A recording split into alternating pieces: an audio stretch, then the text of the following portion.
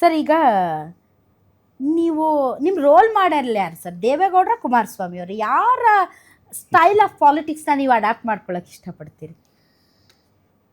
ಈಗ ಸನ್ಮಾನ್ಯ ದೇವೇಗೌಡರು ಸಾಹೇಬರು ಅಂತ ಇದ್ದಂಗೆ ನಮಗೆ ಒಂದು ಪದ ನಮ್ಮ ಮುಂದೆ ಕಣ್ಣೆದುರುಗಡೆ ಬರ್ತಕ್ಕಂಥದ್ದು ಹೋರಾಟ. ಹೋರಾಟದ ಕಿಚ್ಚು ಇವತ್ತಿಗೂ ಕೂಡ 93 ವಯಸ್ಸಿನ ದೇವೇಗೌಡರು ಸಾಹೇಬರು ಕಮ್ಮಿ ಆಗಿಲ್ಲ. ಅದ್ರ ಮಧ್ಯೆ ನಾನು ಸ್ವಲ್ಪ ಈ ರಿಸರ್ಚ್ ಬಗ್ಗೆ ನಿಮ್ಗೆ ಹೇಳಿದೆ.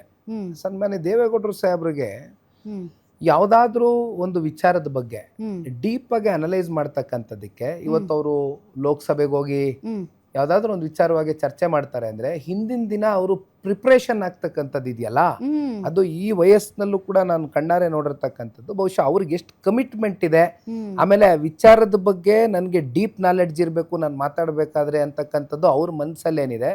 ಬಹುಶಃ ಇದನ್ನ ನಾನೊಬ್ಬನೇ ಅಲ್ಲ, ರಾಜಕಾರಣಕ್ಕೆ ಬರ್ತಕ್ಕಂಥ ಯುವ ಪೀಳಿಗೆ ಏನಿದೆ ಇದನ್ನ ಫಾಲೋ ಮಾಡಬೇಕಾಗ್ತದೆ. ಯಾಕೆಂದ್ರೆ ಯಾವುದೇ ವಿಚಾರದ ಬಗ್ಗೆ ಡೀಪ್ ಅನಲೈಸೇಷನ್ ನಾವು ಯಾವ್ದಾದ್ರು ಮಾತಾಡೋದಕ್ಕಿಂತ ಮುಂಚಿತವಾಗಿ ಮಾಡ್ಕೊಳ್ಬೇಕಾಗ್ತದೆ.